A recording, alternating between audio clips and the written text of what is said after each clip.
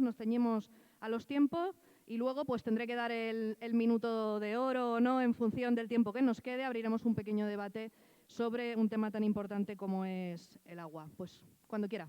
Muy buenas tardes. Gracias, Eladio, por la invitación que me cursaste en su día. Y la temática con la que se me invitó era a través del trasvase Tajo Segura y las circunstancias en las que nos encontramos, ¿no? Muy sucintamente, comentarles que el trasvase pasa por un momento especialmente delicado y muy conflictivo, puesto que se prevé una reducción sustantiva de más de 105 hectómetros cúbicos a partir del martes próximo, ¿no? Pero esto no es un fenómeno que sea nuevo, sino que hay una cierta hoja de ruta que se viene desarrollando como mínimo desde que se suprimió dentro del Plan Hidrológico Nacional el trasvase del Ebro, que ahí es donde comenzó buena parte del problema que hoy estamos viviendo y que vamos a vivir en los próximos años, al menos hasta el año 27, si no se remedia de alguna otra manera, ¿no? En principio, como les comentaba, se inicia con la derogación del trasvase del Ebro en 2004. Continuó con una segunda intentona de recorte del trasvase y de supresión del trasvase con la reforma del Estatuto de Castilla-La Mancha, donde se preveía la caducidad para 2015. Afortunadamente, los tiempos políticos cambiaron y esto quedó fuera de uso. De nuevo se retoma en 2010 con el incremento de los caudales ecológicos en el esquema de temas importantes de la Confederación del Tajo, elevando estos caudales ambientales o ecológicos a 10 metros cúbicos por segundo en Aranjuez, lo que habría hecho prácticamente inviable el trasvase Tajo Segura. Y el cuarto hito sería la ETI del Plan Hidrológico del Tajo, que ahora mismo está en el borrador del proyecto, que probablemente se apruebe, como les decía, el próximo martes, el día 2 de mayo, por el Consejo del Agua de la Confederación del Tajo, ¿no? En esto se incrementan los caudales ecológicos a los efectos del trasvase Tajo Segura hasta 8,5 metros cúbicos por segundo. ¿Esto qué significa? Pues significa, atendiendo a la propia documentación del plan hidrológico, que para 2022 tenemos un total, o se han venido traspasando una media de 295 hectómetros cúbicos para abastecimiento y para regadío. Para 2027 se prevé que para abastecimiento sean 71 y 119 para regadíos, es decir, 190 hectómetros cúbicos. Hemos perdido 105 hectómetros, o vamos a perder 105 hectómetros cúbicos para el conjunto de la cuenca del Segura y muy especialmente también para la provincia de Alicante. Esta reducción, en términos muy rápidos, esta reducción de caudales significa esta información que les voy a pasar responde a un informe que nos encargó la Comunidad Autónoma de Murcia, la Consejería de Agua y Agricultura. Significa una reducción de 27.000 hectáreas en la cuenca del Segura y 7.500 hectáreas en la provincia de Alicante. La aportación al PIB de las actividades del trasvase Tajo Segura, según el informe que acabamos de comentarle, asciende a 3.600 millones de euros. Y de esos 3.600 millones de euros generarían una aportación al empleo de 77.670 empleos continuos y permanentes. ¿Qué significa que haya una reducción de caudales de esa dimensión que les acabo de comentar de 105 hectómetros cúbicos? Pues significa nada más y nada menos que una pérdida de valor patrimonial en los abastecimientos, en los regadíos y en el regadío con el lucro cesante de 5.600 millones de euros. ¿Vale?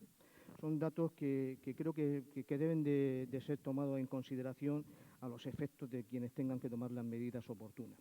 Y con respecto a la pérdida del empleo, que esto sería muy interesante de desarrollar un poco más, una pérdida de empleo para la cuenca del Segura de 15.322 empleos y para la provincia de Alicante significarían 6.000 empleos menos.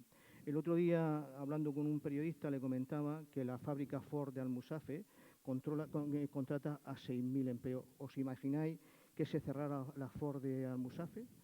¿Os imagináis lo que podría significar desde un punto de vista social, económico? Habría un auténtico clamor, ¿no?, en la sociedad valenciana en contra de este potencial cierre. Pues esto es lo que se va a producir para la provincia de Alicante, un cierre patronal, en este caso, de 6.000 empleos por una decisión desde mi punto de vista, absolutamente injustificada y que además a nadie beneficia, que es lo peor, porque a veces se toman decisiones que pueden haber ciertos perjudicados. En este caso, el incremento de los caudales ambientales o ecológicos en el Tajo en nada beneficia ni al Tajo, ni a las sociedades que viven en torno al Tajo, ni al medio natural, y sin embargo sí que genera unos perjuicios extraordinarios en la cuenca receptora como en la cuenca del Segura. Y también tenemos otra serie de pérdidas que a veces se contemplan o se minimizan, como son las pérdidas de recaudación por parte del Estado en cuanto al impuesto de la renta a las personas físicas, al IVA, a la seguridad social, etcétera. Esto tiene una implicación también directa de cómo se pretende, en parte, cubrir este déficit o esta merma de los 105 hectómetros cúbicos y los proyectos del Ministerio, proyectos que no realidades, mientras que esto de la reducción es una realidad, son de 105 hectómetros cúbicos. Esto se pretende cubrir con desalinización, con agua desalada y con las infraestructuras necesarias para conducir este agua desalinizada aparte de la red del trasvase o del post-trasvase Tajo Segura. Agua de desaladoras que es de muchísima peor calidad, por supuesto, no, más cara. No, la calidad del agua desalada es extraordinariamente buena, pero depende para qué y cómo, ¿no? El agua es todo lo pura y todo lo buena que lo quieras hacer. El agua desalada solo tiene un componente, entre comillas, negativo, que es el tema de la cantidad de boro, y que eso se puede reducir o bien invirtiendo más en las plantas de desalinización o bien mezclándola con otras aguas, que es lo que habitualmente se suele hacer para evitar esa concentración de sales procedentes del boro. Lo que quiero dejar claro es que esta sustitución significa una hipoteca, una nueva hipoteca energética, para las zonas receptoras. Me refiero tanto a la provincia de Murcia como a Alicante y en parte a Almería.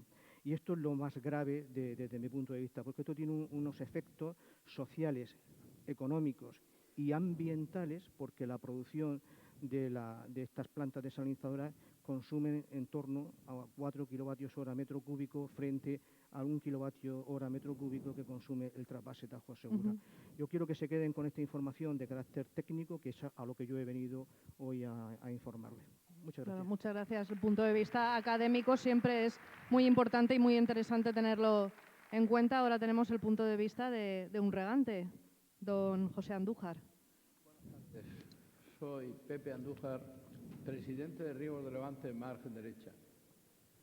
Coyunturalmente estoy en la Federación Valenciana, de la que he sido presidente, y soy vicepresidente en estos momentos de la Federación Nacional de Regantes. Hablar del trasvase y del Plan Hidrológico Nacional, después de haber estado en un debate tan importante y ahora volver a ser otros 6, pues tenéis que tener la paciencia de que cada uno estamos contando nuestra historia. La historia que yo tendría que contar, voy a ver si soy capaz de reducir mi vida en unos 45 años en 5 minutos, que es lo que me dice que dispongo. Digo mi vida porque el trasvase nació de una idea de un hombre aragonés, Joaquín Costa, que era un regeneracionista que soñaba con la España verde. Con la España verde, con la España que producía otras cosas aparte del secano, y soñaba con el regadío, y soñaba con que los españoles pudieran vivir de su trabajo en la agricultura. Él veía hambre y miseria. Nace un discípulo suyo que termina la carrera de ingeniero en 1905, que se llama Manuel Lorenzo Pardo. Y Manuel Lorenzo Pardo, que termina, voy a abreviar como podréis pensar, termina siendo presidente de la recién creada por él Confederación Hidrográfica del Segura, del Ebro, hijo adoptivo de Aragón, y que en un momento determinado había trabajado con la dictadura de Primo de Rivera y a continuación lo busca un insigne socialista, Indalecio Prieto. Y Indalecio Prieto, ministro de Obras Públicas, busca a Manuel Lorenzo Pardo. Manuel Lorenzo Pardo le dice: yo soy de derechas, ¿no? ¿Cómo nos vamos a entender con usted? Mirad la fama que tenía Indalecio Prieto y las cosas que hizo. Pero era ministro de Obras Públicas y había venido por Almería y por Murcia y había visto el desastre que suponía que la gente los buenos agricultores no podían vivir porque no tenían agua. Se iban a la vendimia. Entonces, coge el plan de Manuel Lorenzo Pardo y hace una reunión de todo el Levante y presentan los regadíos del Levante de 1933. Con eso empieza a pensar que España tenía que ser de regadío. Dice uno de los catedráticos y ministros de la UCD, Jaime Lamo de Espinosa, que o España será de regadío o no será. Digo esto porque los actuales gobernantes, después de haber conseguido el regadío, quieren que volvamos al secano. Y esto es muy duro, muy triste y sobre todo de una gran importancia para el futuro de España. Que lo que hayamos conseguido en estos 43 años de vida del trasvase, que no son 43, vosotros imaginaros que en el año 66 vuelven a poner en marcha el trasvase. Pero también había partido de una idea de un economista alicantino que vivía en Almoradí, mi pueblo, aquí al lado. Pero era el primer decano del Colegio de Economistas de España, Manuel de Torres Martínez. Manuel de Torres Martínez, padre de todos los economistas de España, hace un libro que se llama El regadío murciano, problema nacional, que le dice a todo el mundo que o España produce regando y exporta o no pasamos del hambre y de ser un pueblo de segunda. Y entonces convence a Franco y a los tecnócratas que rodeaban a Franco y Franco empieza a correr, nombra a Federico Silva Muñoz, que le llaman el ministro de la Eficacia, y hacen el trasvase. El trasvase se construye a partir del 67 hasta el 79 y entonces le coge a la democracia ya y la UCD tiene que terminar el trasvase. Hay un ministro, Joaquín Garrido Walker, que es el ministro de Obras Públicas, y tiene que terminar el túnel del Talavera. Quiero deciros brevemente, la obra hidráulica más importante de Europa es el trasvase Tajo Segura. Es una obra impresionante. ¿Por qué? Porque Manuel Lorenzo Pardo y Clemente Sáenz, que era un geógrafo, empiezan a ver la geografía española y no había vuelos que pudieran conocer. Y entonces, desde Teruel, nacimiento del Tajo, empiezan a pensar cómo pueden traer aguas al Levante. Y entonces, mezclando el trasvase reúne a 5 ríos y al final lo que hacen es, cogen el Tajo, lo trasladan al Júcar, del Júcar hacen una conducción y lo traen al Talave. Y en el Talave lo comunican con el río Segura.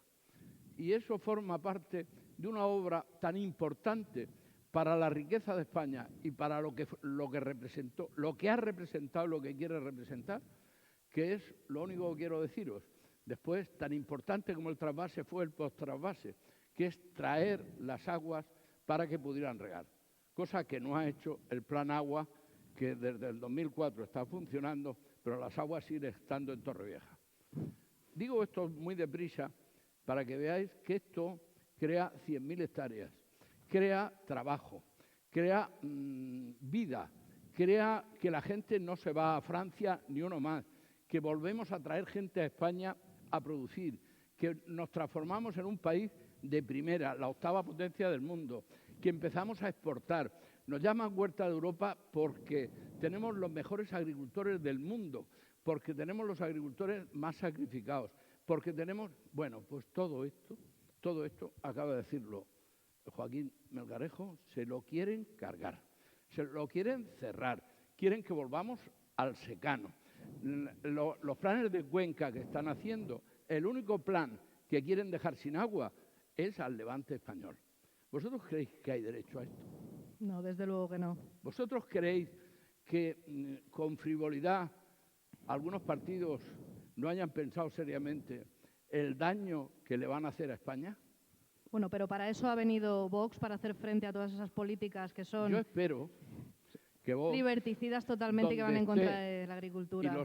y los votantes de España lo quieran colocar, ponga sus intereses al servicio de España, como dice y como creo que lo estáis haciendo, pero sus intereses de España sean para forzar a que el plan hidrológico nacional, que distribuye las aguas no por provincias, sino pensando que España es una nación, que lo que ha dicho Luis de Rivero, que sobran 50.000 hectómetros que se pueden distribuir y que tú terminabas la sesión diciendo hay agua para España, se puede distribuir el agua.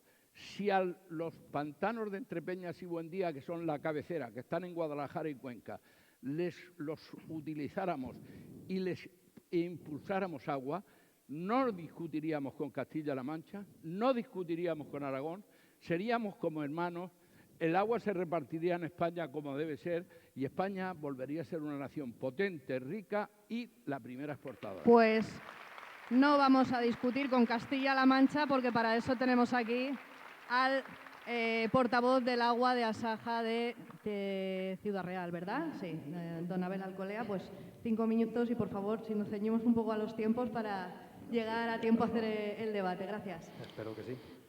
Bueno, hola, buenas tardes, señor secretario general de Vox, Javier Ortega, y sobre todo Ricardo Chamorro por invitarme y animarme a esta mesa coloquio, a los grandes compañeros ponentes que tenemos aquí, a todos vosotros asistentes, y quiero agradecer también en particular a Vox Alicante y a Vox de la Comunidad Valenciana por este acto, esta mesa coloquio, que seguro será la primera de muchas más. Bueno, como bien decía Ana, yo vengo de la región de La Mancha, en concreto del Alto Guadiana, que comprende 4 provincias, de Toledo, Albacete, Cuenca y Ciudad Real. Pertenezco también a una comunidad de regantes, soy también regante.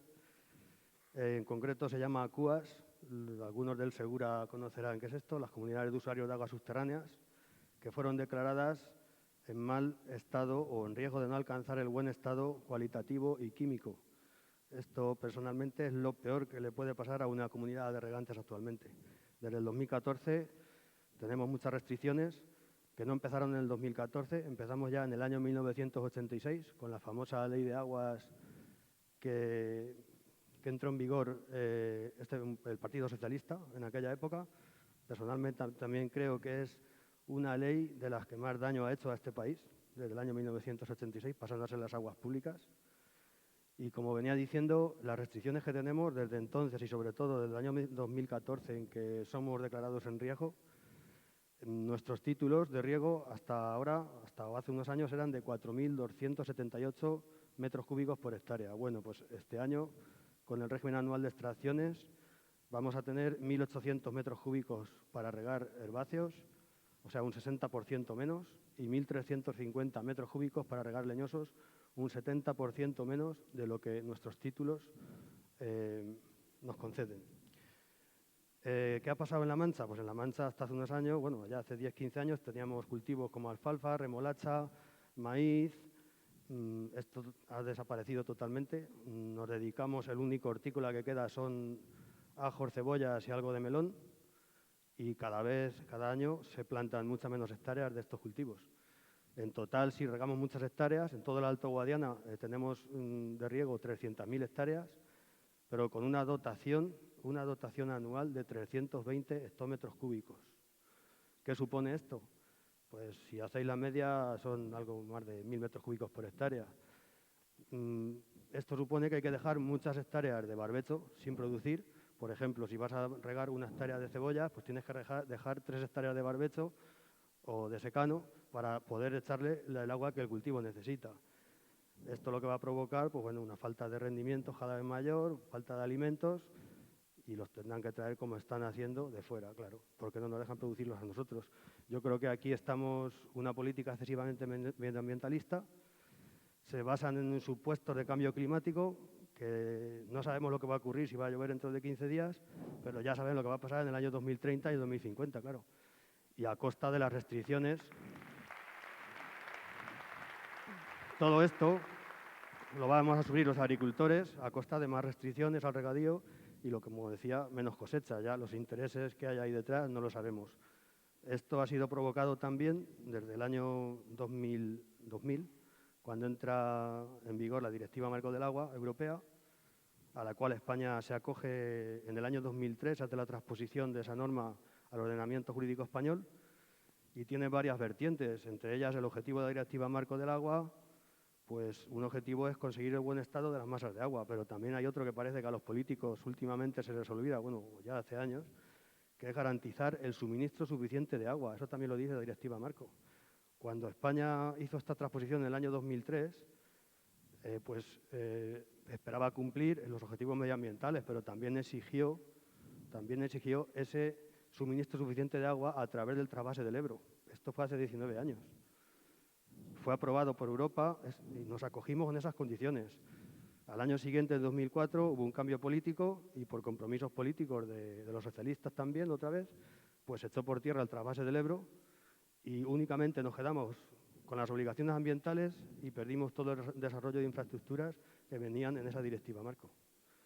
Hay un problema, creo, de reparto del agua aquí en España desde hace ya décadas. Y aquí creo que la única contaminación que hay es la contaminación política del agua, que es la primera que hay que acabar con ella.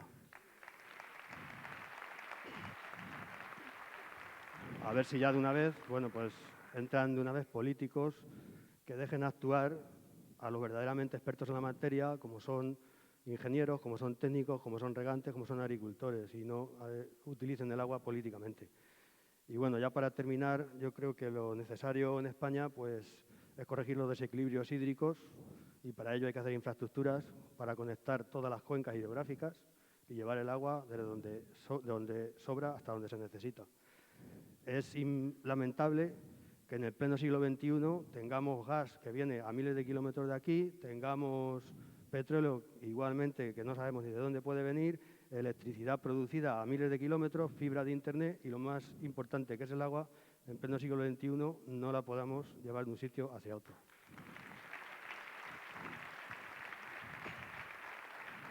Medio minuto. Por como se ha hablado aquí, los planes hidrológicos de Cuenca están a punto de salir dentro de unas semanas otra vez por el mismo gobierno que de siempre. Los va a aprobar este Consejo de Ministros que tenemos.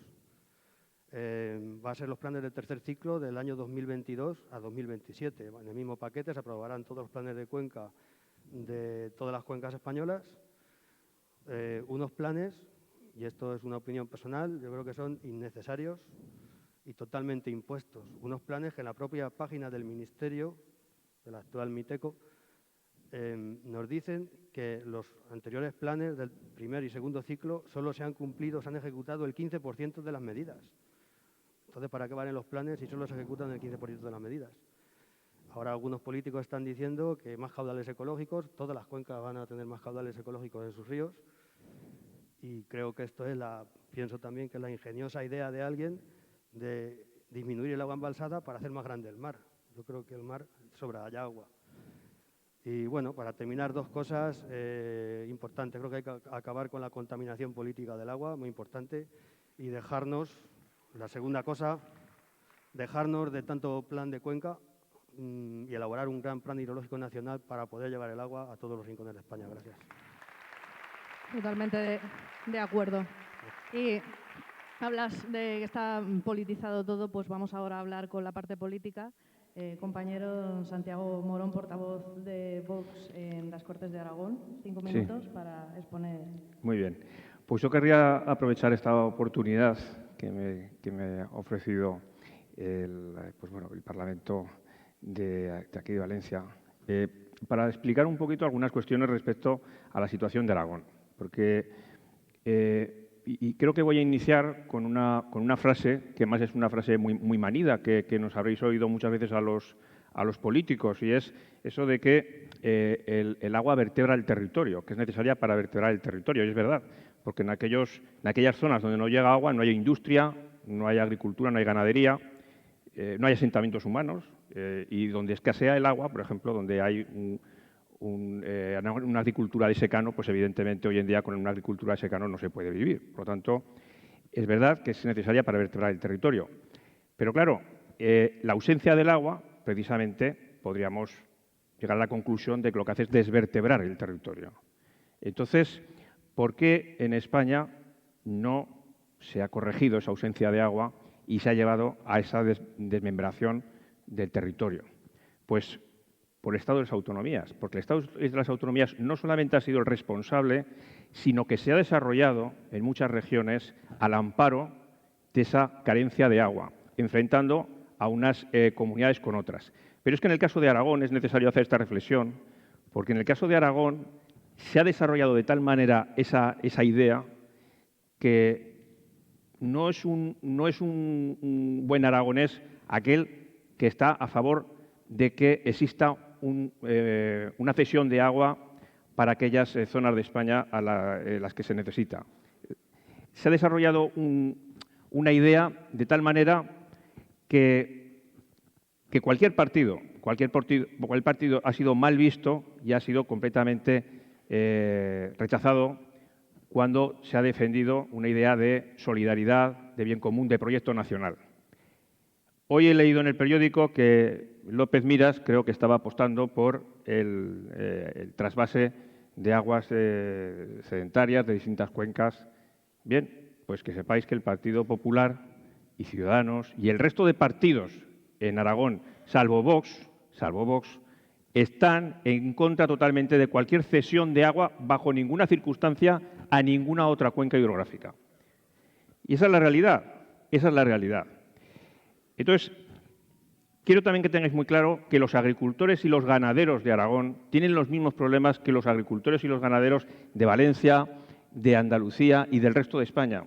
Están enfrentados ahora no a otras comunidades, no tienen ya ese temor. Realmente están enfrentados con las políticas medioambientalistas del Gobierno de España, que están impidiendo que haya más zonas de regadío, que se puedan limpiar los cauces de los ríos, que se puedan prevenir las avenidas y las inundaciones. Es decir, estamos sufriendo, y los agricultores y los ganaderos en Aragón están sufriendo lo mismo prácticamente que están sufriendo en otras comunidades. Porque también en Aragón hay muchos agricultores que están pendientes desde hace décadas de que sus terrenos, por los que hicieron una inversión en su momento, les llegue el agua. No todo en Aragón, evidentemente, es regadío. Aragón es una tierra muy árida que sin agua, evidentemente, no produce absolutamente nada. Entonces, todavía están muchas comarcas pues, carentes de agua. Incluso hay muchos pueblos que no tienen agua de abastecimiento, un agua limpia y en condiciones.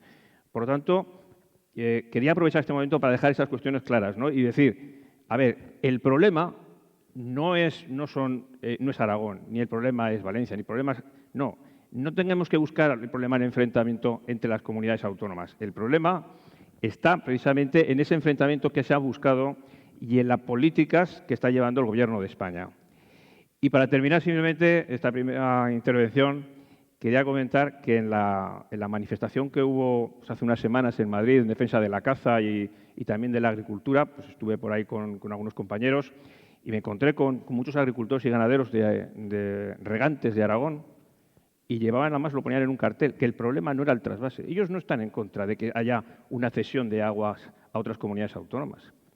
Ellos lo que están en contra son de las políticas medioambientalistas, que es la que están perjudicando al campo español. Y donde se tienen que buscar las soluciones son las mismas. Es en el aprovechamiento, porque el objetivo al final es que haya agua para todos. Efectivamente, así es. Pues frente a sus políticas de enfrentamiento, ¿no?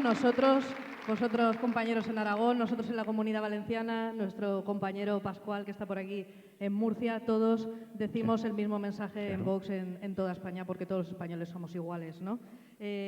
Antonio, mi querido Antonio Martínez Nieto, 5 minutos para tu intervención. Muchas gracias, Ana. Gracias. Bueno, yo quisiera comenzar diciendo la idea de pobreza hídrica que padece el Levante español y en general en nuestra patria es un problema de origen político, no se debe a causas naturales. Se ha dicho aquí, efectivamente, que España tiene agua suficiente para atender todas las necesidades y demandas. Sin embargo, hay un fracaso del Gobierno y de la Administración pública durante generaciones en la tarea de construir ese sistema nacional integrado de recursos y suministros que por medio de la interconexión de cuencas sea capaz de garantizar la seguridad hídrica a todos los españoles y por extensión la seguridad energética y la seguridad alimentaria, que, como me acaba de decir Javier Ortega, es el sumatorio de la seguridad y de la soberanía nacional. Entonces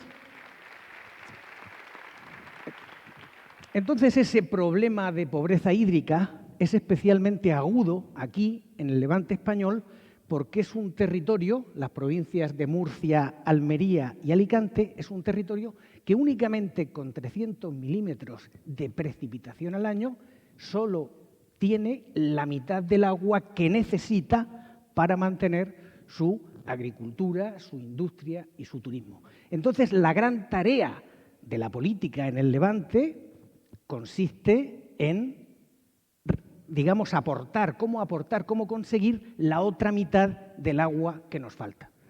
Y esa solución, exactamente igual que en Israel o en California o en cualquier país civilizado, es con desalación, con reutilización y con trasvases.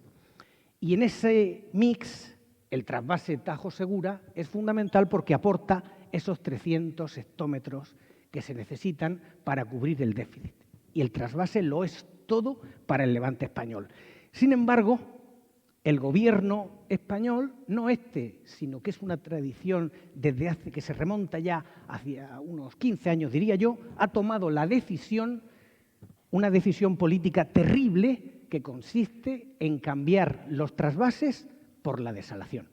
Y eso consiste precisamente en cambiar una solución basada en la naturaleza, como es un trasvase, por una solución basada en la industria, que es un agua artificial que se produce a un coste energético y un coste ambiental totalmente inasumible.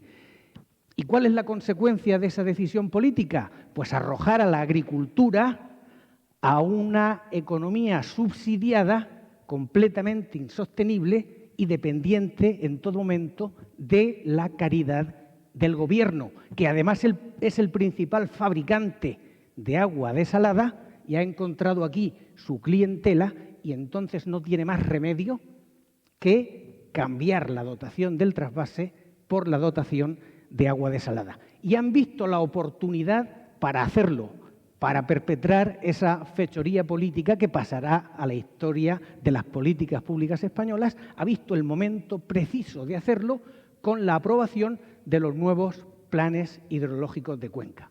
El plan hidrológico del Segura y el plan hidrológico del Tajo son incompatibles con el trasvase.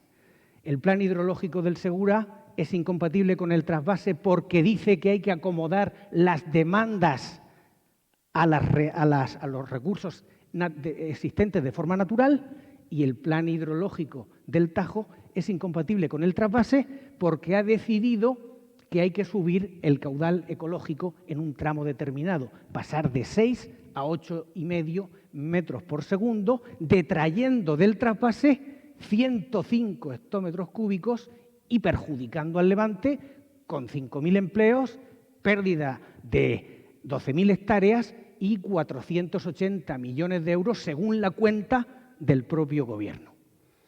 Y no les importa sacrificar a estas tres provincias a cambio del caudal ecológico, y nos dicen que ese caudal ecológico únicamente supone una subida de 2 centímetros en la lámina de agua a su paso por Aranjuez. Es decir, una ganancia insignificante desde el punto de vista ecológico y absurda desde el punto de vista estético. Y no importa porque la religión climática pide ese sacrificio y el sistema político español pues es perfectamente capaz de entregarlo. Entonces tenemos que el trasvase... Conclusiones. Bueno, pues el trasvase el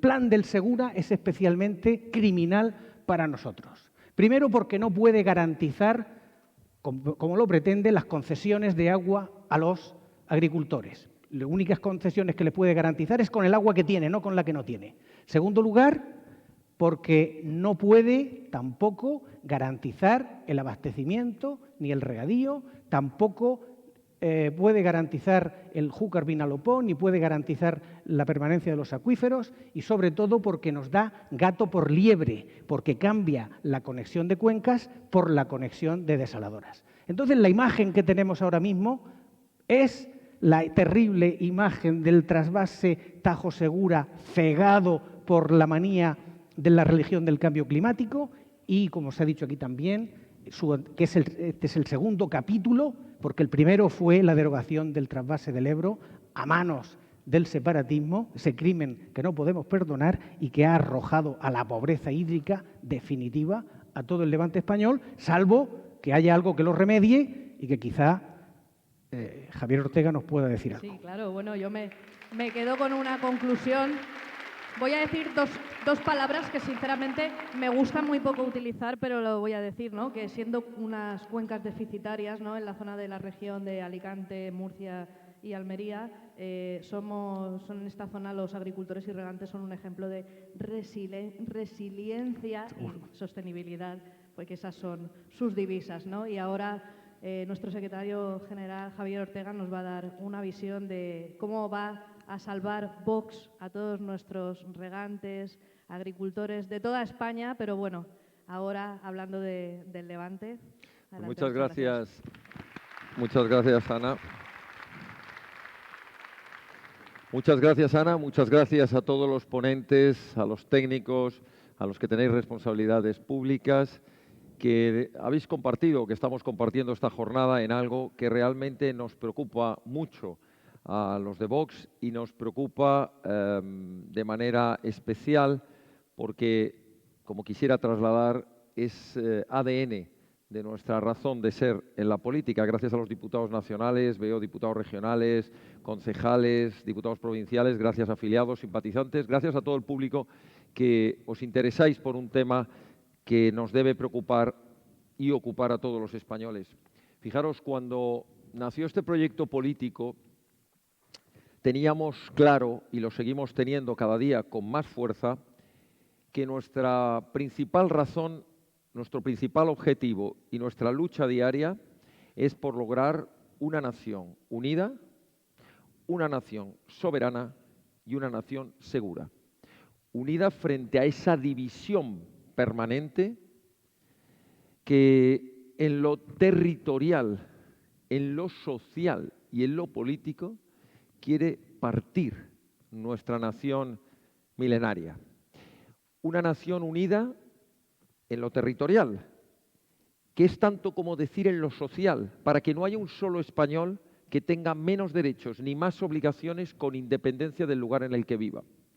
Pero también en lo político, donde haya un solo gobierno que nos defienda a todos por igual, una sola sede de la soberanía nacional donde esté representada democráticamente la nación española y un solo poder judicial que nos proteja y nos garantice de los abusos.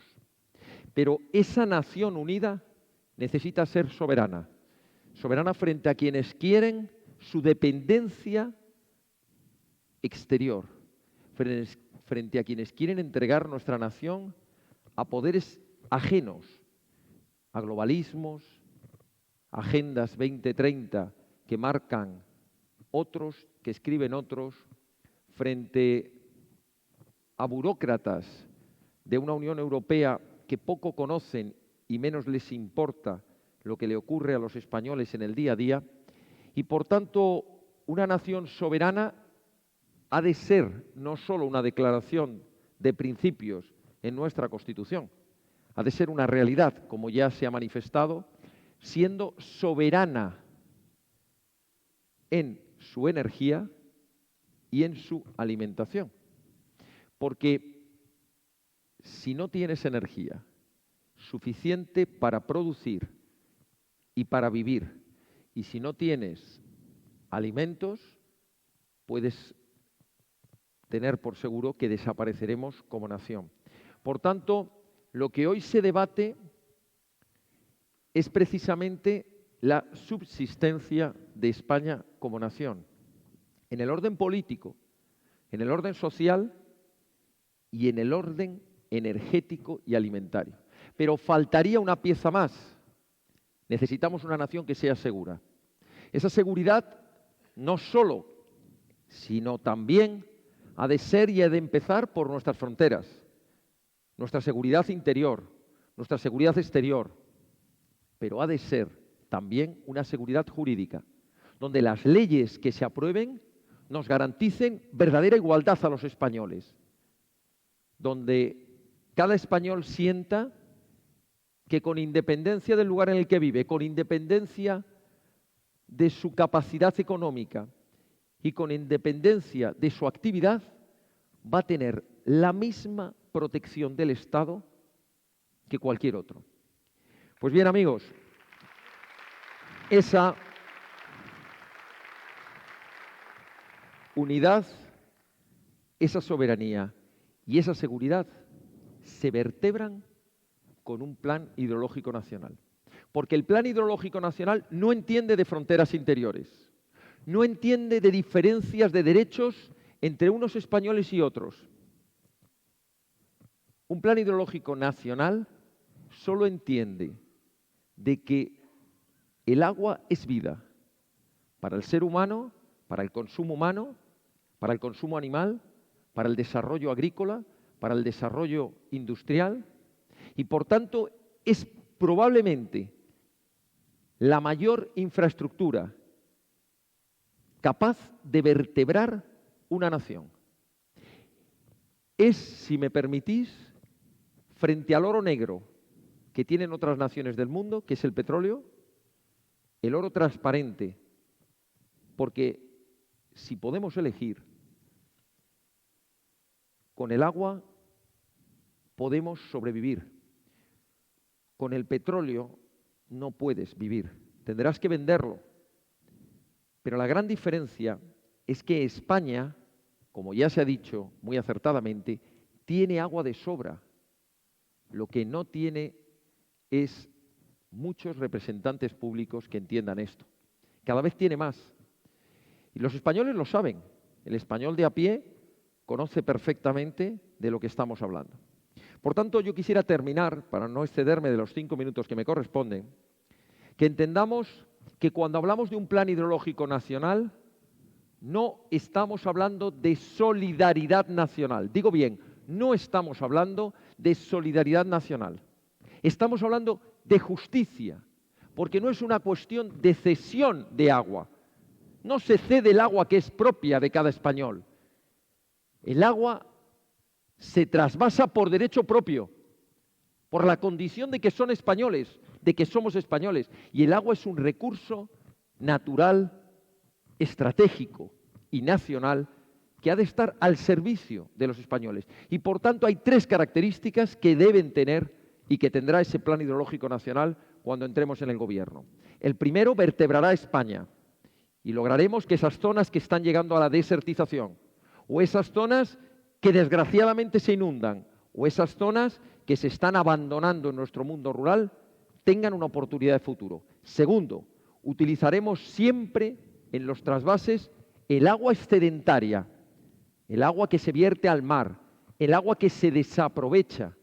Y tercero, exigiremos la eficiencia en el uso del recurso hídrico, puesto que es un bien escaso, no podrá aceptarse ni tolerarse que nadie crea que puede desperdiciar el agua, ni en el consumo humano, ni en el consumo agrícola, y por tanto habremos de ser muy cuidadosos en la utilización efectiva del agua. Cada gota de agua es una gota de vida, es el futuro de muchos españoles, y no aceptaremos ni el chantaje de los separatistas, ni el despilfarro de los egoístas. Por tanto,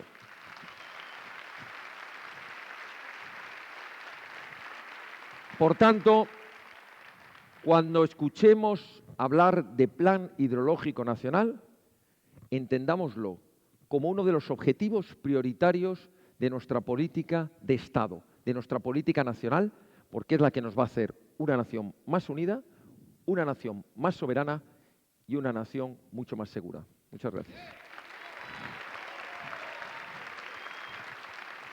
Muchas gracias, Javier. Bueno, tengo que lamentar que se nos ha acabado el tiempo y nuestro secretario general tiene otros compromisos. Yo voy a terminar hablando por todos y cada uno de los miembros que integramos Vox, comprometiéndonos que vamos a dar la batalla por España, por todos y cada uno de los españoles, estén en el rincón de España en el que estén, que nos vamos a dejar la piel trabajando por todos ellos, pero que también necesitamos vuestro apoyo y vuestra ayuda. Ahora es en Andalucía, pronto será en toda España cuando se convoquen elecciones, porque desde Vox queremos ser vuestra voz, la voz de los regantes, de los agricultores, de los ganaderos, de los pescadores, de la industria, del pequeño comercio, de los padres, de los autónomos y de toda la España que hasta ahora estas políticas liberticidas lo único que han hecho ha sido enfrentarnos a los españoles. Para eso están nuestros miembros en el Congreso de los Diputados, para hacer una política nacional para que verdaderamente se cumpla con el principio de igualdad de los españoles ante la ley. Muchísimas gracias por el trabajo que hacéis todos los días desde el Congreso de los Diputados y gracias, Javier, por habernos dedicado este tiempo, que sabemos que tu tiempo es oro siempre, de estar en Alicante nuevamente. Y vamos a finalizar estas jornadas, pero me permitís una pequeña licencia porque tengo que agradecer a las personas que han hecho posible este acto, principalmente a Jaime y a Joaquín, nuestro gerente y nuestro responsable de eventos de Vox Alicante, que son dos auténticas máquinas y que sin ellos hubiera sido imposible hacer este acto. Vamos a terminar, como hacemos siempre en todos los actos de Vox, escuchando respetuosamente nuestro himno, pero antes voy a deciros que nuestro secretario general, como hace siempre, se va a hacer fotos con todos y cada uno de los que estáis aquí, se va a poner un fotocall, por favor, y me vais a cumplir las instrucciones para hacerlo rápido porque se tiene que ir. Hacemos una cola que empiece por este lado, nos haremos las fotos aquí en medio y saldremos rápido por la parte de mi derecha y todos tendréis una foto con el secretario general. Muchas gracias y vamos a escuchar el himno de España.